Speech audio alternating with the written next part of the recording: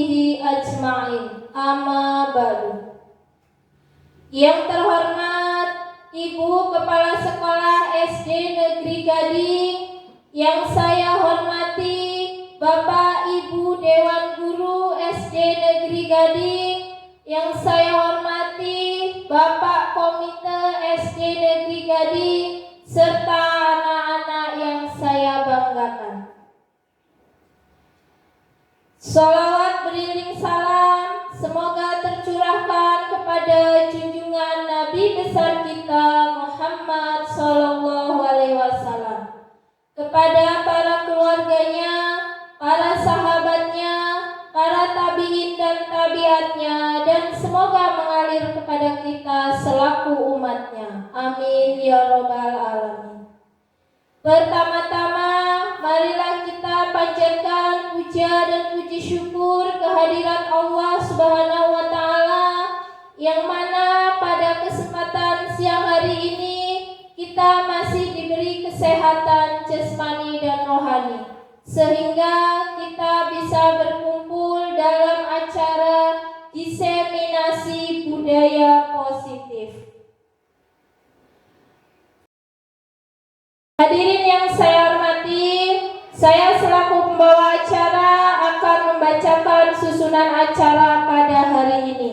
Yang pertama pembukaan, yang kedua sambutan, yang ketiga penyampaian materi, yang keempat tanya jawab, dan yang kelima penutup. Baiklah, untuk mempersingkat waktu, marilah kita buka acara ini dengan mengucap lafaz basmalah. Bismillahirrahmanirrahim. Acara yang selanjutnya yaitu sambutan yang akan disampaikan oleh Ibu Kepala SD Negeri Gading kepada Ibu Iswati SPD SD, dipersilahkan.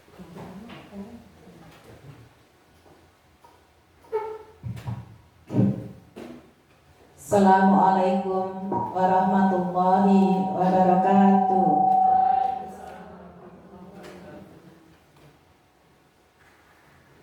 Abipun. Ya, Bu. Pertama, marilah kita ucapkan puji syukur kehadirat Allah Subhanahu wa Ta'ala, yang mana pada siang hari ini kita masih bisa berkumpul dalam rangka kegiatan pendampingan calon guru penggerak pada angkatan ke-9. Kepada Bapak Ibu Dewan Guru serta komite yang saya hormati, kepada Ibu calon guru penggerak angkatan 9, yaitu Ibu Titin Sumarni, Sarjana Pendidikan, dan Ibu Etika Sunjaya Melani, Sarjana Pendidikan, saya ucapkan selamat menempuh kegiatan yang akan kita laksanakan pada siang hari ini. Semoga Allah memberikan kemudahan, kelancaran sampai di akhir nanti.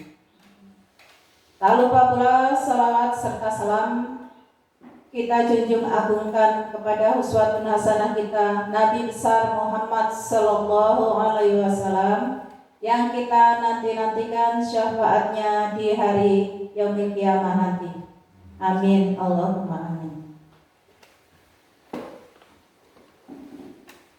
Pada siang hari ini kami dari keluarga besar SDN Gading mengadakan pendampingan diseminasi yang akan dilaksanakan oleh 2 calon guru penggerak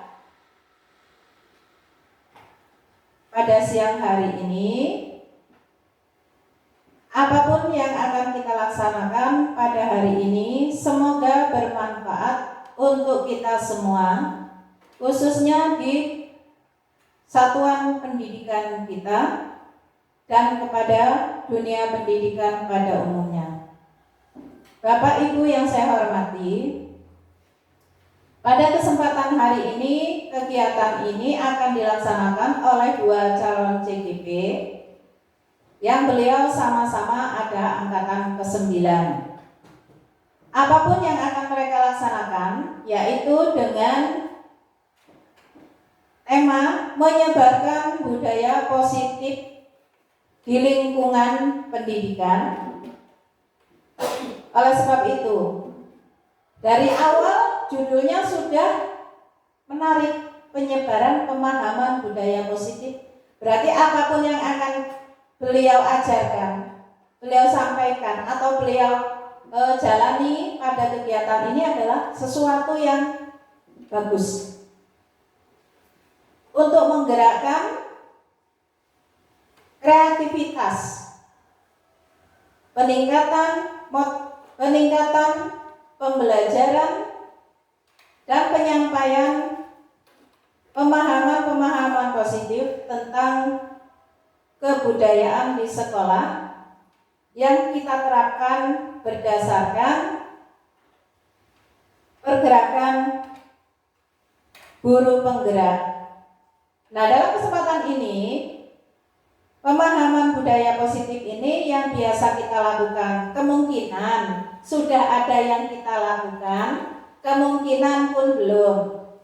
Misalnya, setiap pagi kita datang ke sekolah, menyapa anak-anak, bersalaman dengan anak-anak, atau yang biasa kita sebut dengan datang, senyum, sapa, salam, santun. Itu yang sudah kita laksanakan. Kemudian literasi sebelum pelajaran dimulai. Kemudian sesuai dengan keyakinan kita, yang kebetulan di SD kita adalah 100% Muslim.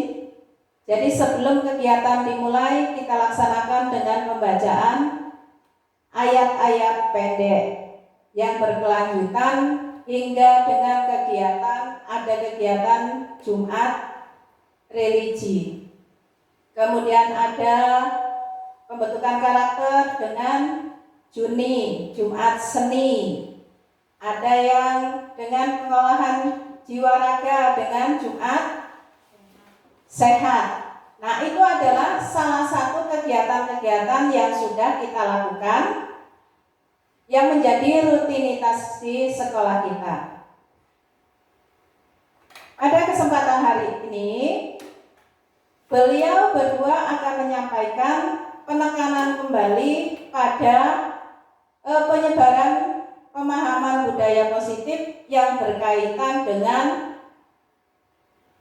proyek pembelajaran profil Pancasila. Mudah-mudahan apa yang beliau akan sampaikan nanti akan tertanam pada jiwa anak-anak sehingga mereka mempunyai jiwa yang kuat, yang berpancasila, yang akan berguna kelak jika para siswa sudah menjadi dewasa. Jadi sekolah itu tidak hanya pintar dalam dunia ilmu saja, tetapi dia harus memiliki karakter, memiliki jiwa yang kuat yang berdasarkan iman dan takwa, berdasarkan Pancasila, sesuai dengan pemahaman yang ada pada Pancasila. Kemudian dalam kegiatan guru penggerak ini akan berlangsung lama, tidak hanya 1 atau 2 hari. Kemungkinan di bulan-bulan berikut atau di masa yang akan datang, Bapak Ibu pun akan dimintai tenaganya, sumbangsihnya untuk bekerja sama, berkolaborasi dengan calon guru penggerak. Jadi, saya selaku orang yang dituakan di sini, kami minta keikhlasan Bapak Ibu, kelegaan hati sumbangsihnya untuk mendukung para calon guru penggerak. Jadi jangan merasa bosan ya Bapak Ibu, atau merasa keberatan yang seharusnya saya begini, oh ini harus tertahan, misal jangan menjadi unek-unek grundel di belakang. Mudah-mudahan apa yang Bapak Ibu laksanakan atau pemikiran atau sumbangsih tenaga dan sebagainya yang Bapak Ibu berikan kepada Ibu calon guru penggerak ini mendapat imbalan yang sepantasnya oleh Allah Subhanahu wa taala. Nah, mudah-mudahan bagi yang belum, saya berharap juga untuk mengikuti jejak beliau berdua supaya juga ikut menggerakkan roda pendidikan, khususnya di SD kita, kemudian lebih meluas ke dunia pendidikan di sekitar kita dan di seluruh Indonesia. Apalagi kita yang merasa menjadi aparatur sipil negara yang bersedia ditempatkan di mana saja. Kemungkinan kita tidak bisa berharap dengan beliau berdua ini setelah lulus beliau akan menggerakkan di dunia pendidikan di SD kita. Tetapi kemungkinan beliau akan diberi tugas oleh pemerintah, oleh dinas pendidikan. Beliau harus keluar, misalnya jadi kepala sekolah di SD yang lain atau di kecamatan lain, atau menjadi pengawas atau menjadi pengajar praktik dan sebagainya. Oleh sebab itu, saya berharap untuk yang lain yang masih bisa mendaftar, saya mohon untuk bisa mengikuti jejak beliau berdua. Dengan adanya beliau berdua berarti kita bisa meminta pengalaman beliau untuk berbagi.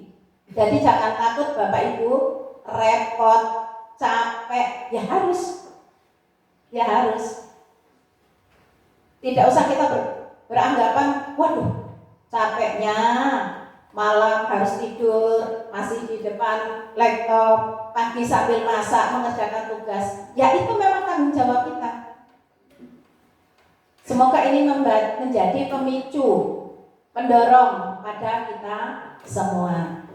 Mudah-mudahan apa yang akan beliau sampaikan pada siang hari ini bermanfaat, berkah barokah untuk kita semua, dan semoga menjadi amal ibadah kepada kepada Ibu penggerak, calon guru penggerak yang akan dilaksanakan pada siang hari ini. Kemudian terima kasih kepada Bapak Komite yang sudah hadir, meluangkan waktunya untuk membantu kita di sini. Kami minta sumbangsih tenaganya untuk ikut menggerakkan roda pendidikan di SD Negeri Gading ini. Saya kira hanya cukup itu saja yang bisa saya sampaikan. Apabila ada kurang dan lebihnya saya mohon maaf. Wabillahi taufiq wal hidayah. Wassalamualaikum warahmatullahi wabarakatuh. Terima kasih pada Ibu Kepala Sekolah. Semoga apa yang disampaikan bisa dilaksanakan oleh kedua calon guru penggerak kita, dan semoga kepada kita semua juga bisa mengikuti jejaknya. Acara yang selanjutnya yaitu pemberian materi kepada kedua calon guru penggerak. Yang pertama akan disampaikan oleh Ibu Titin Sumarni SPD, yang kedua oleh Ibu Etika Sunja Melani SPD. Yang pertama kepada Ibu Titin Sumarni, dipersilahkan.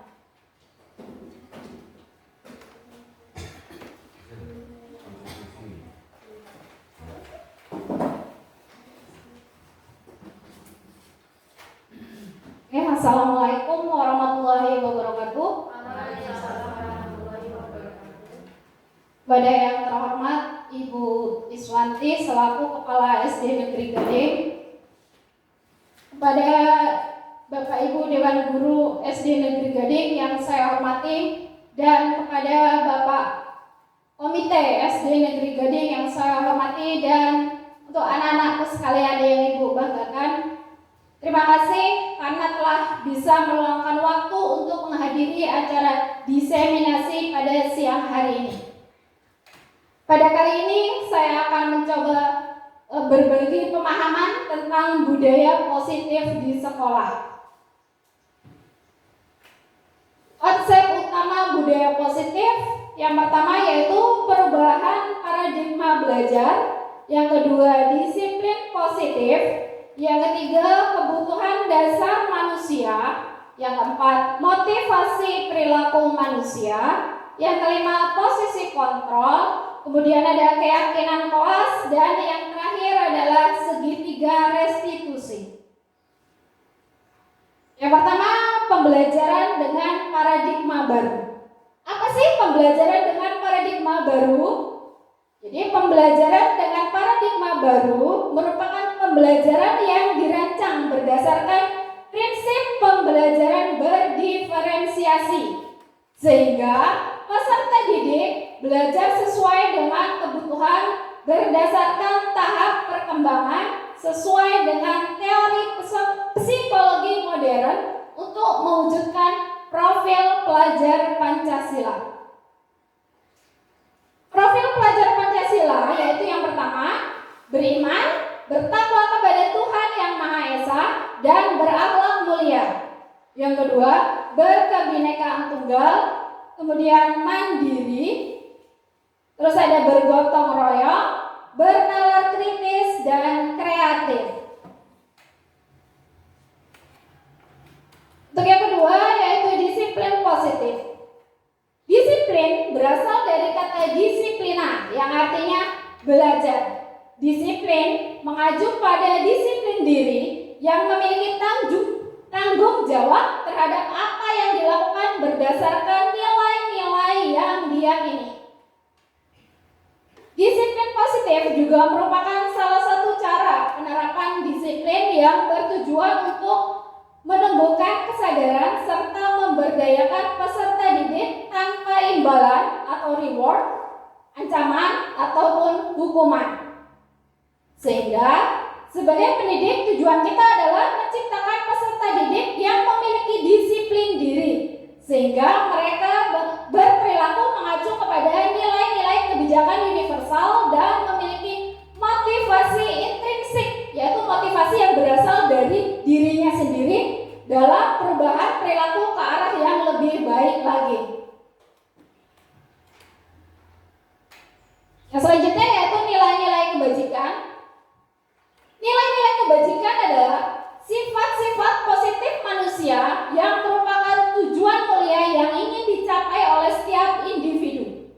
Nilai-nilai tersebut bersifat universal dan lintas bahasa, suku, bangsa, agama, maupun latar belakang. Dengan mengaitkan nilai-nilai kebajikan yang diyakini seseorang, maka motivasi intrinsiknya akan terbangun sehingga menggerakkan motivasi diri untuk dapat mencapai tujuan mulia yang ingin dicapai. Nilai-nilai kebajikan yang dicapai oleh setiap anak Indonesia kita kenal dengan profil pelajar Pancasila. Kemudian kebutuhan dasar manusia. Kebutuhan dasar manusia adalah segala sesuatu yang kita lakukan untuk mendapatkan apa yang kita inginkan. Seluruh tindakan yang kita lakukan memiliki tujuan tertentu dan semua usaha terbaik yang kita lakukan adalah dalam rangka agar kebutuhan dasar kita terpenuhi. Apa sih kebutuhan dasar manusia itu? Kebutuhan dasar manusia ada 5, yaitu bertahan hidup, kasih sayang dan rasa diterima, kemudian ada kekuasaan, kebebasan, dan kesenangan. Kebutuhan bertahan hidup meliputi makanan, pakaian, tempat tinggal, keamanan, dan kesehatan. Ini yang merupakan kebutuhan pokok manusia. Yang kedua yaitu kasih sayang dan rasa diterima, yaitu rasa diterima, diperdulikan, berbagi, kerjasama, dan menjadi bagian dalam kelompok. Kebutuhan dasar yang ketiga yaitu penguasaan, yang merupakan harga diri, keinginan untuk dianggap, memimpin, berprestasi, diakui, dan didengar. Silakan. Boleh ambil tempat duduk. Kemudian kebutuhan yang keempat yaitu kebebasan. Kebebasan ini merupakan keinginan untuk mandiri, memiliki pilihan, mencoba hal-hal yang baru, dan mampu mengendalikan diri ke arah yang benar. Kemudian yang terakhir yaitu kebutuhan akan kesenangan. Kebutuhan akan kesenangan contohnya itu bermain, bercanda, terus antusias, tertawa. Itu merupakan contoh kebutuhan kesenangan. Yang selanjutnya yaitu motivasi perilaku manusia.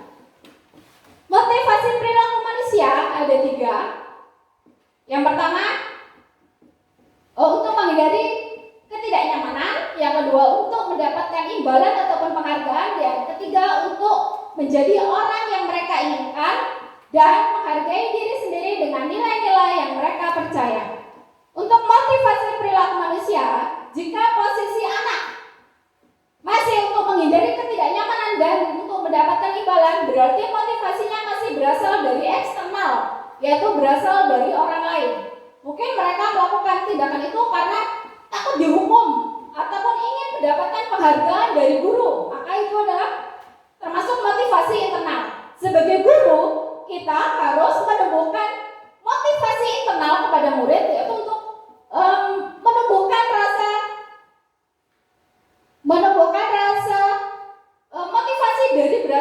motivasi yang berasal dari dirinya sendiri, bukan karena ada embel-embel di belakangnya. Kemudian yang selanjutnya yaitu ada hukuman, konsekuensi, dan restitusi. Mungkin bagi Bapak Ibu masih jarang mendengar apa itu konsekuensi, apa itu restitusi. Yang sering kita dengar yaitu hanya hukuman. Begitu juga dengan saya. Sebelum mengikuti guru penggerak ini saya belum memahami apa itu konsekuensi, apa itu restitusi. Hukuman itu dia bersifat tidak terencana secara tiba-tiba. Murid pun tidak tahu apa yang akan terjadi. Dan ini biasanya hanya bersifat satu arah, yaitu dari guru saja. Murid tidak dilibatkan. Berbeda dengan konsekuensi. Konsekuensi itu terencana, dia disepakati antara guru dan murid. Dan guru pun selalu memonitor. Biasanya konsekuensi ini ada hubungannya dengan keyakinan kelas. Jadi dalam peraturan tersebut guru mengajak murid untuk terlibat. Dan yang ketiga yaitu restitusi, yaitu proses menciptakan kondisi bagi murid untuk memperbaiki kesalahan. Proses kolaboratif yang mengajarkan murid untuk mencari solusi. Jadi restitusi di sini ketika murid memiliki masalah, kita sebagai guru mengajak murid untuk berkolaborasi mencari solusi, bukan dengan memberikan hukuman ataupun konsekuensi. Ketika selanjutnya, yang selanjutnya yaitu 5 posisi kontrol guru. Yang pertama yaitu penghukum, yang kedua pembuat merasa bersalah, yang ketiga pemantau, yang keempat sebagai teman, dan yang kelima sebagai manajer. Pasti selama ini Bapak Ibu pernah menerapkan salah satu dari posisi kontrol ini. Tapi posisi kontrol mana yang sering kita terapkan sebagai seorang guru? Apakah sebagai penghukum, atau sebagai pemantau, pembuat merasa bersalah, atau sebagai teman dan manajer? Pasti kita semua pernah melakukan ini. Tapi yang paling jarang kayaknya masih jarang dilakukan yaitu sebagai manajer. Saya pun baru tahu bagaimana menerapkan posisi sebagai manajer setelah mempelajari modul budaya positif ini. Ketika di sini ada contoh, yaitu dia kasusnya siswa tidak memakai atribut lengkap saat upacara. Jika dia posisinya sebagai penghukum, guru menerapkan posisi penghukum, maka dia akan menyuruh si anak mungkin untuk keliling lapangan selama 10 kali putaran. Nah, itu jika posisi kita sebagai penghukum. Tapi berbeda dengan pembuat merasa bersalah, yaitu sudah berapa kali kamu ibu ingatkan, nak, kamu ini selalu mengecewakan ibu. Sehingga di sini anak itu akan merasa, oh iya ya, saya yang salah. Terus yang ketiga sebagai teman. Sepertinya kalau sebagai teman kita sering menerapkan sebenarnya kepada anak kita. Kadang-kadang kita ajak ngobrol, kayak tidak ada jarak dengan anak. Itu contohnya gitu. Ayo dong ikuti aturan sekolah, tolong bantu ibu ya.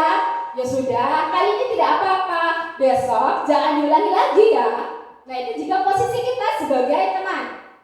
Terus yang keempat, posisi kita sebagai pemantau. Kamu sudah melanggar peraturan sekolah. Kamu tahu konsekuensinya kan? Nah, nanti sepulang sekolah, kamu beli atribut sekolah dan besok jangan diulangi lagi. Itu jika posisi kita sebagai pemantau. Namanya pemantau berarti kan kita mengawasi terus. Dan yang terakhir sebagai manajer. Apa kamu tahu kesalahanmu? Kira-kira apa yang akan kamu lakukan untuk memperbaiki kesalahanmu?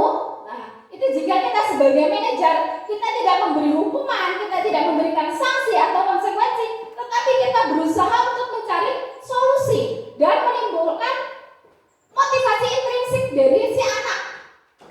Jadi, oh iya ya, saya salah, berarti saya besok tidak akan mengulanginya lagi, besok saya akan berseragam. Nah, itu jika kita sebagai manajer. Kemudian selanjutnya ada posisi kontrol. Apakah aku ini? Coba yang pertama, tanya, saya kecewa sekali dengan kamu. Menurut Bu Tabiji, posisi kontrol apakah ini? Bu Tabiji? Mungkin balikan di buku lihatnya. Sebagai apa Bu Tabiji? Membuat merasa bersalah. Beri tepuk tangan untuk Bu Darwiji. Apakah benar? Iya, benar. Nah, yang kedua, ayolah lakukan demi Bapak Ibu ya. Bu Intini, menurut Anda ini sebagai posisi kontrol apa? Coba kembalikan lagi Bu, masalahnya. Ini lupa. Sebagai teman. Sebagai teman, benar. Tepuk tangan. Berarti sudah lumayan memahami. Dan yang ketiga, maaf Ibu, mati slide-nya. Yang ketiga, kamu tidak pernah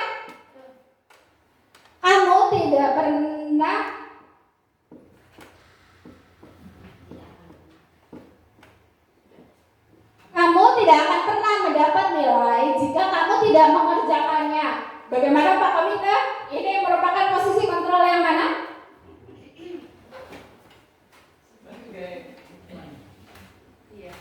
Manajer.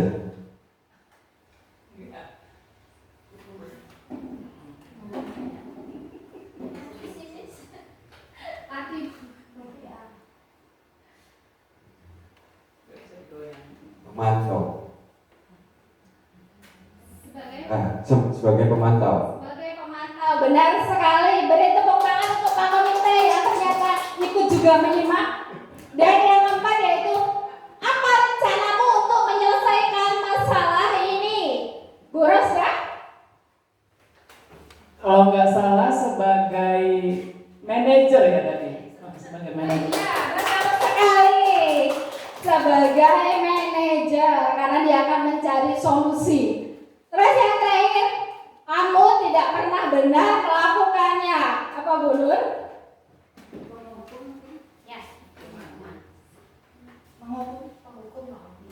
Sebagai penghukum. Terima kasih Bapak Ibu. Jadi sebagai guru kita harus bisa menempatkan posisi kontrol seperti apakah saya seharusnya ini. Dan seharusnya memang kita sebagai posisi kita sebagai manajer, jangan sebagai penghukum. Karena sekarang sudah tidak sesuai dengan filosofi Ki Hajar Dewantara. Oke, butik. Selanjutnya yaitu keyakinan kelas. Mengapa keyakinan kelas? Mengapa bukan peraturan kelas? Nah, pembentukan keyakinan kelas biasanya itu bersifat abstrak, berupa pernyataan universal, berupa pernyataan positif, dan sedikit saja agar anak-anak itu bisa memahami dan hafal, mudah diingat. Kemudian sesuaikan dengan kondisi kelas dan sekolah, dan semua warga sekolah atau kelas dilibatkan saat membuat keyakinan kelas ataupun sekolah. Jadi kalau peraturan sekolah dia biasanya hanya bersifat satu arah. Biasanya hanya guru yang menentukan apa sih peraturan yang harus ditepati atau dijalankan di dalam sekolah itu, tapi berbeda dengan keyakinan kelas. Kalau keyakinan kelas dibuat kesepakatan antara guru ataupun wali kelas dengan murid-murid. Jadi murid di sini dilabarkan apa sih yang harus diyakini oleh mereka. Jadi bukan satu arah. Jadi ketika mereka melanggar keyakinan kelas tersebut, mereka akan tahu apa sih konsekuensinya, apa akibatnya jika saya tidak melaksanakan keyakinan kelas tersebut. Dan biasanya keyakinan kelas itu dibuat hanya sedikit, hanya beberapa peraturan agar mudah diingat oleh peserta didik. Yang selanjutnya yaitu segitiga restitusi. Adakah yang tahu apa itu segitiga restitusi? Bapak Ibu? Belum? Asing, sangat asing, bagi saya pun sangat asing. Jadi segitiga restitusi itu yaitu suatu proses dialog yang dijalankan oleh guru agar dapat menghasilkan murid yang mandiri dan bertanggung jawab. Karena dalam proses segitiga restitusi ini, guru dan murid akan berusaha mencari solusi akan masalah yang sedang terjadi. Jadi melibatkan murid untuk mencari solusi secara bersama-sama. Dalam segitiga restitusi ada 3 tahapan. Yang pertama yaitu menstabilkan identitas, yang kedua validasi tindakan yang salah, dan yang ketiga menanyakan keyakinan. Tahapan yang pertama yaitu menstabilkan identitas. Hal ini berdasarkan prinsip membuat kesalahan adalah bagian dari proses pembelajaran. Nah, biasanya dalam menstabilkan identitas kita akan membuat murid itu merasa tidak dihakimi gitu. Jadi mereka akan menyadari kesalahan mereka. Jadi guru ini bukan mendukung kesalahan, hanya menstabilkan. Biasanya diikuti dengan kata berbuat salah itu wajar, atau tidak ada manusia yang sempurna. Bapak Ibu juga pernah melakukan itu. Bapak Ibu tidak mau mencari siapa yang salah, tetapi Bapak Ibu ingin mencari solusi dari permasalahan ini. Kemudian ada juga yang kamu berhak merasa begitu. Dengan begini, walaupun si anak itu bersalah, tapi dia lalu tidak merasa sangat down. Jadi mereka, oh iya ya, berarti walaupun saya salah, ternyata ada juga orang lain yang pernah melakukan kesalahan ini dan hal ini juga masih wajar. Tahapan yang kedua yaitu validasi tindakan yang salah. Dalam validasi tindakan yang salah berdasarkan prinsip setiap perilaku berupaya memenuhi suatu kebutuhan tertentu. Biasanya di sini merupakan alasan kenapa sih dia bisa berbuat seperti itu. Contohnya, kamu pasti punya alasan mengapa melakukan hal itu, atau padahal kamu bisa melakukan hal yang lebih buruk lagi. Terus, kamu patut bangga karena telah melindungi sesuatu yang penting buatmu, atau kamu melakukannya karena mempertahankan sesuatu yang penting bagimu. Nah, ini biasanya kita mencari alasan, kok dia bisa berbuat kesalahan ini. Nah, dengan demikian si anak akan menyadari, oh iya ya, kenapa saya melakukan ini, pasti dia begitu. Dia akan menceritakan apa sebenarnya yang terjadi. Dan yang terakhir tahapannya yaitu menanyakan keyakinan. Berdasarkan teori kontrol bahwa pada dasarnya kita termotivasi secara intrinsik.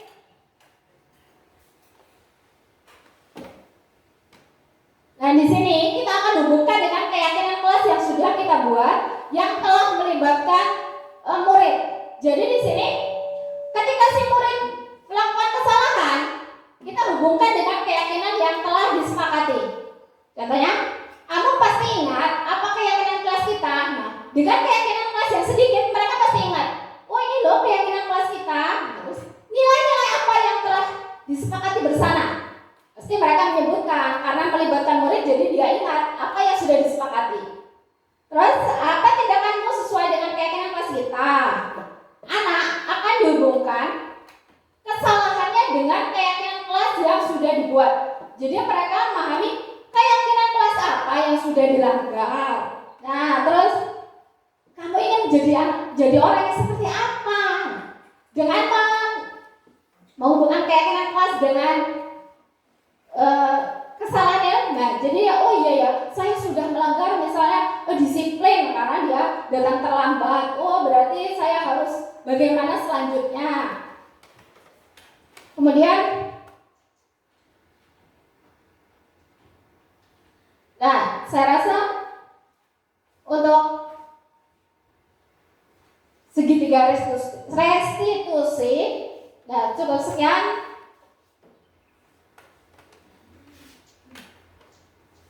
Saya akhiri. Nah, setelah ini akan dilanjutkan oleh teman CGP saya yang lain, yaitu Ibu Etika Sunja Melani. Baiklah, acara yang selanjutnya yaitu tanya jawab. Untuk bapak-bapak dan ibu-ibu, silakan yang ingin bertanya kepada calon guru penggerak kita.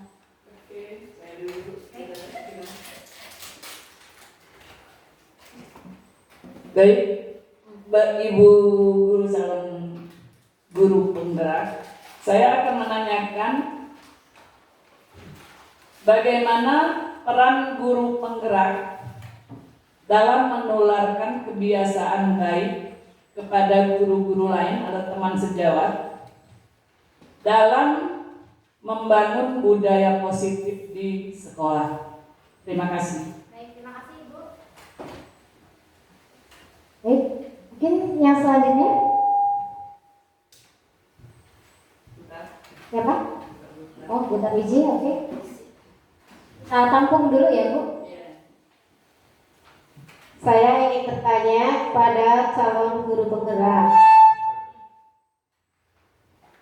Strategi apa yang harus diterapkan untuk menanamkan disiplin positif pada murid? Terima kasih. Strategi apa yang harus diterapkan untuk menanamkan disiplin positif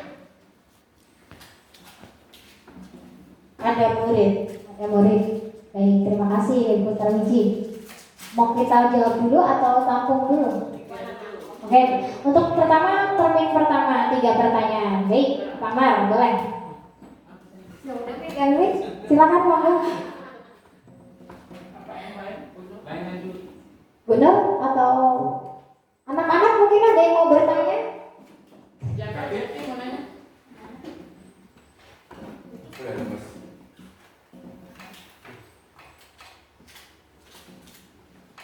Di sini saya akan menanyakan apa pentingnya menciptakan budaya positif di lingkungan sekolah. Ya, apa pentingnya menciptakan budaya positif di lingkungan sekolah?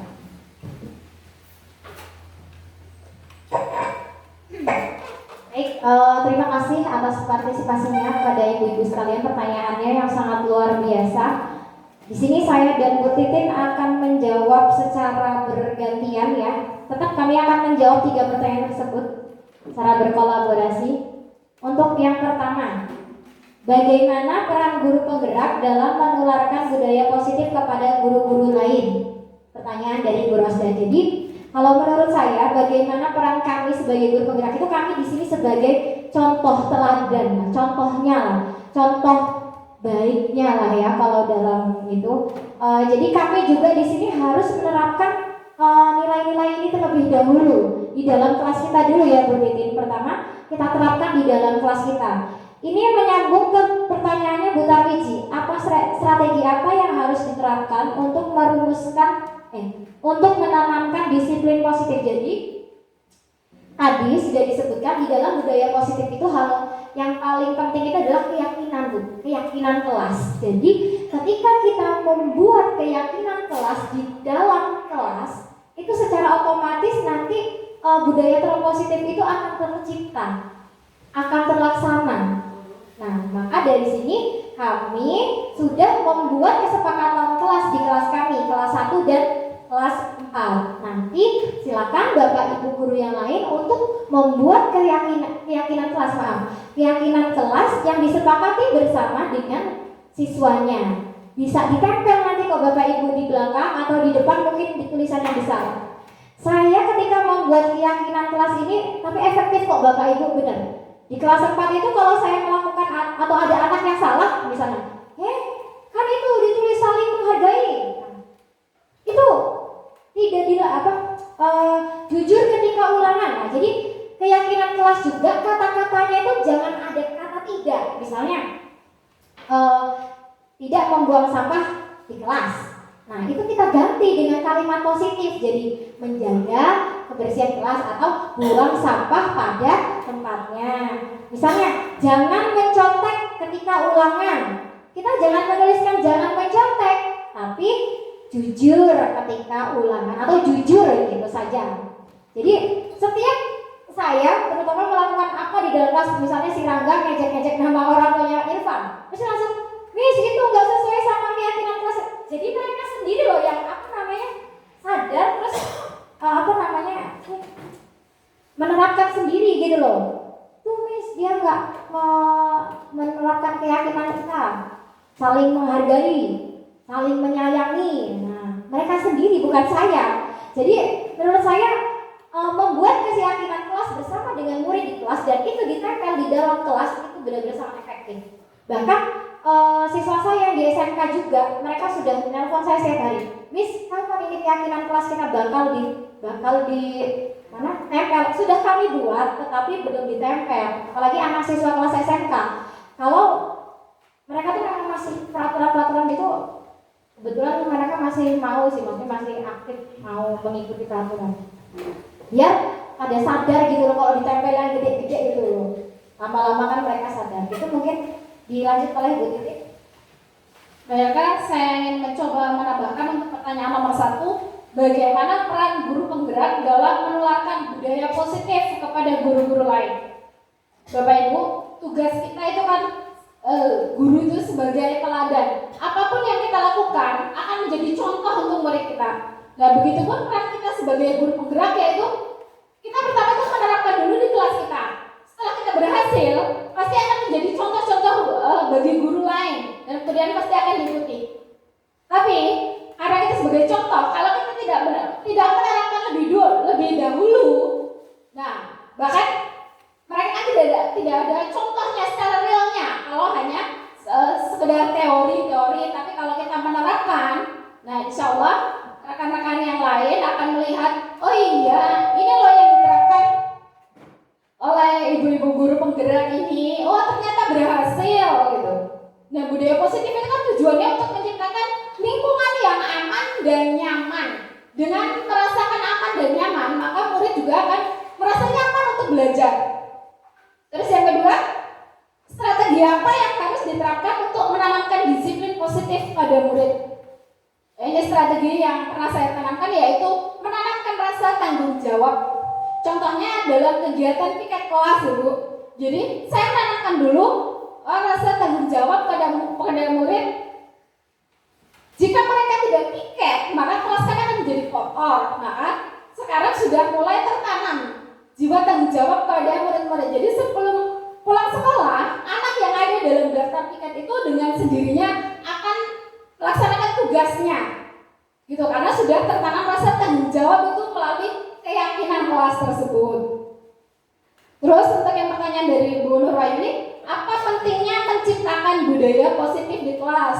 Sepertinya tadi sudah terjawab. Untuk diwakilkan nomor 1 ya Bu, yaitu pentingnya itu untuk menumbuhkan rasa aman dan nyaman di lingkungan sekolah. Itu saja. Kira-kira apakah dari rekan-rekan semua ada yang ingin menambahkan, menanggapi pertanyaan dari Ibu Rosda, Ibu Tarmiji, dan Ibu Nurwayuni? Monggo. Ibu kepala sekolah?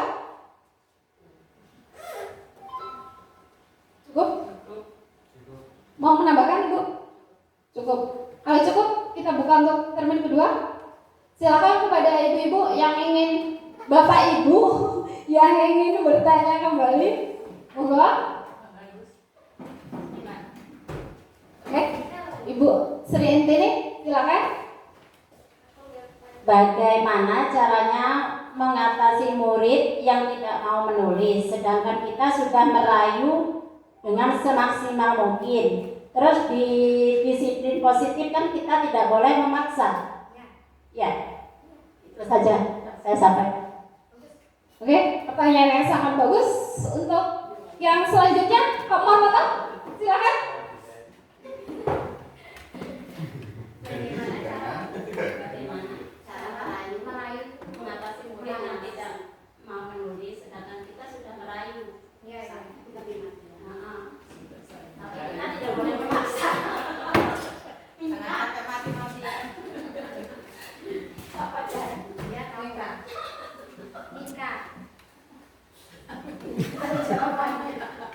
Enggak jadi pemeran utama. Nggak apa-apa. Ya memang ini kan masalah kita bersama, bukan hanya masalahnya Bu Iin.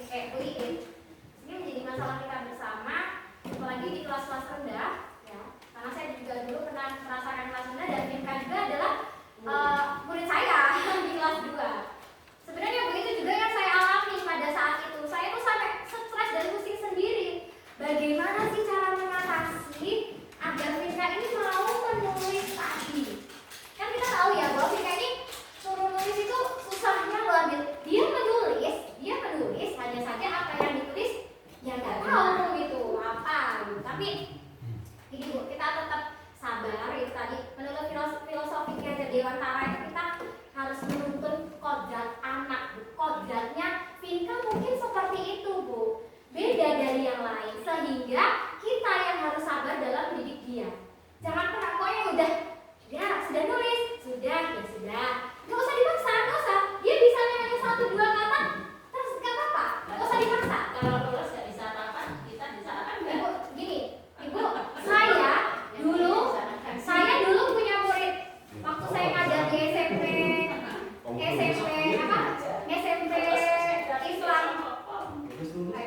Islam, SMP Argo Mulyo yang pondokan itu. Saya punya satu murid, dia itu nggak bisa baca, nggak bisa tulis, dan saya waktu itu ngajar bahasa Inggris.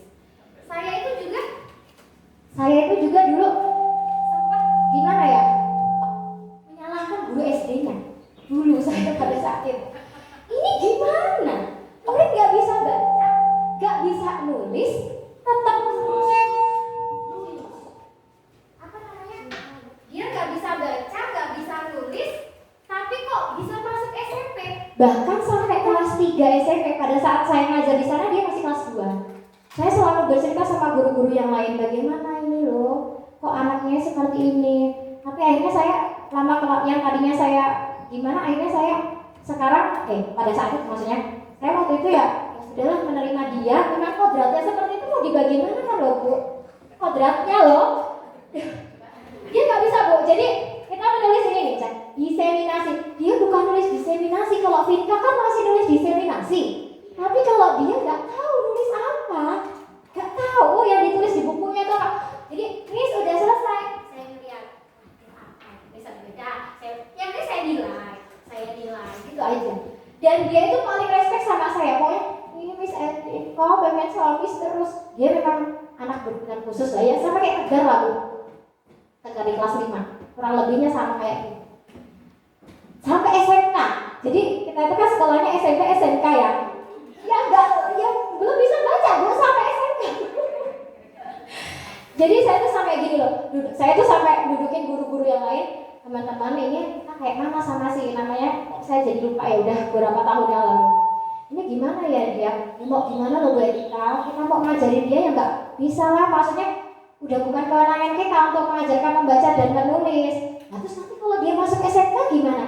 Ya mau gimana ya udah kita biarkan juga itu akhirnya dia lulus SMK sekarang. Dan tahu nggak jurusan apa yang dipilih? Komputer. Dia pilihnya jurusan komputer. Kami arahkan ke jurusan apa sih itu membuat kue, tapi bukan tata boga. Kok saya jadi lupa itu nama jurusannya. Dia nggak mau, dia pengen komputer. Ya mungkin kalau di komputer dia tahu huruf-hurufnya gitu ya. Di multimedia dia. Saya kurang tahu sekarang dia bagaimana kabarnya. Jadi gitu Bu, kita harus selalu sabar menurut saya. Sabar, ikhlas. Ya itu kodratnya dia seperti itu ya, kita kan menuntut sesuai dengan kodratnya. Nah kodratnya dia sudah seperti itu, kita sabar. Mudah-mudahan nanti dia bisa kalau kita sabar ya Bu. Karena itu tadi, dia kebutuhannya cinta dan kasih sayang menurut saya. Itu mungkin Bu Titik mau menambahkan?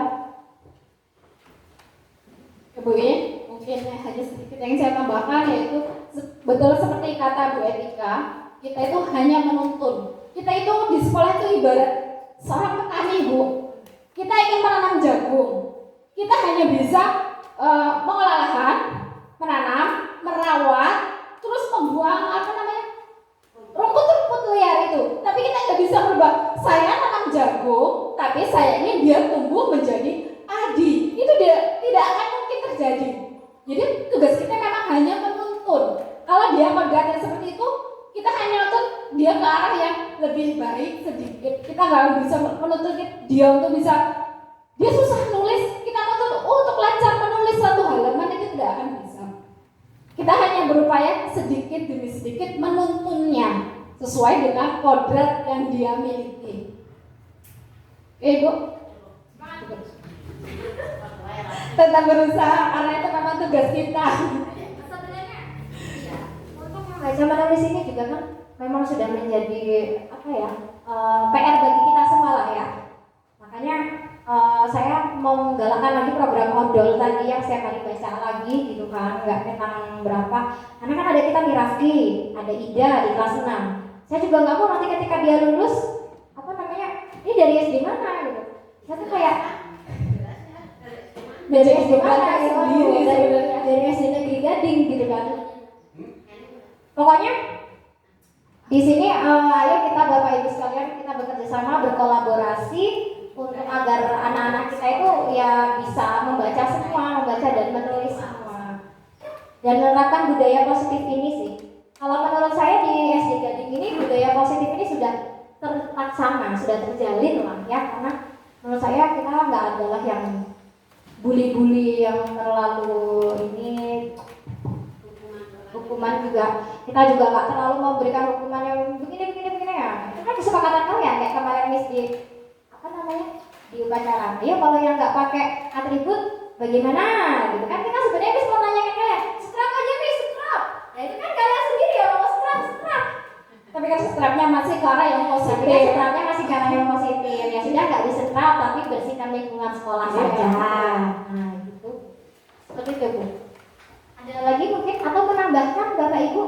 Bukan bertanya, menambahkan. Ada yang ingin menambahkan? Rekan Ibu. Nah, sehubungan dengan budaya positif dengan permasalahan diseminasi, ini ada salah satunya mengapa banyak pertanyaan di antara wali murid atau guru. Kenapa anak yang tidak bisa membaca tetapi naik kelas? Nah, ini salah satu yang muncul dari permasalahan kita. Karena yaitu tadi, kita bukan memvonis atau memaksa mereka, tetapi kita hanya mengarahkan. Jika anak bisanya seperti itu, ya mungkin kemampuan dia itu di situ. Nah, untuk membaca menulis misalnya, tetapi kemungkinan di sisi lain dia akan lebih mumpuni. Karena seperti yang dikatakan dengan Ibu Etika tadi, misalnya Ida, begitu dia dihadapkan dengan satu laptop, dia nggak bisa baca, nggak bisa nulis, susah ya. Begitu ini tombol gini, dia langsung nyambung. Kemungkinan itu kelebihan dia. Kayak si yang kelas 6 itu, si Rafki, mungkin suruh nulis, nggak tahu suruh baca. Tapi begitu pekerjaan yang lain yang kelihatan, berarti dia pengembangnya pada motorik dia, bukan karena kognitifnya. Nah itu salah satunya. Jadi anak itu tidak bisa dipaksakan semua harus bisa matematika, semua harus bisa ini, semua harus.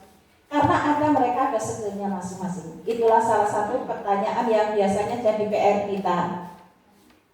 Muridnya Pak Marwoto ya reso moco ya diunggah nih, ya kan gitu. Nah ini kelas nomor reso moco. Nah itu salah satunya. Karena Allah itu maha adil. Allah itu akan menabur ke semua yang ditanam di dunia ini tidak akan sama. Ya enggak Bapak Ibu? apa Bu Titin ada 5 di sini? Enggak ada, cuma 1. Mungkin Bu Titin pinter di laptop, dia suruh nyulam, ya ora telaten. Nah, misalnya Bu Tarwiji telaten, semua disimpan. Dia suruh pegang laptop ya nggak bisa. Itulah kelebihan kita masing-masing. Karena kita sudah diberi kodrat masing-masing. Nah itu saja. Berarti muncul angan-angan kita setelah kita mendengar paparan yang sepanjang lebar itu.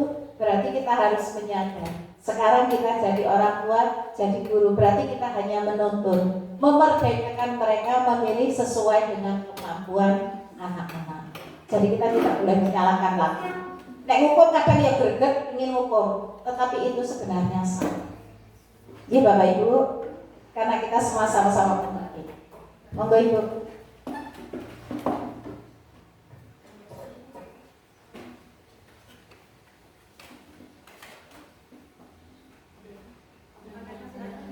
Baik, sudah ya mungkin Bapak Ibu. Terima kasih atas kerjasamanya dan partisipasi aktifnya dari rekan-rekan sekalian.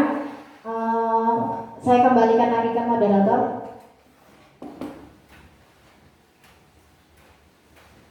Akhirnya kita berada di penghujung acara. Semoga apa yang disampaikan oleh kedua calon guru penggerak kita bermanfaat baik bagi calon guru penggeraknya maupun pada kita semua. Mungkin kalau ada saya salah-salah kata kepada hadirin semua, saya mohon maaf, dan kepada Allah saya mohon ampun. Akhirul kalam, wabillahi taufiq wal hidayah. Wassalamualaikum warahmatullahi wabarakatuh.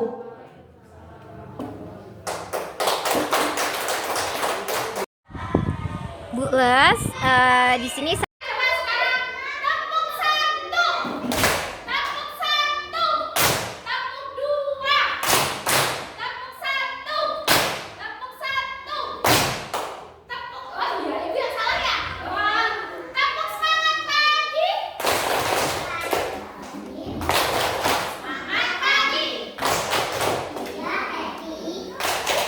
Unjuk gigi. Hari ini kita akan belajar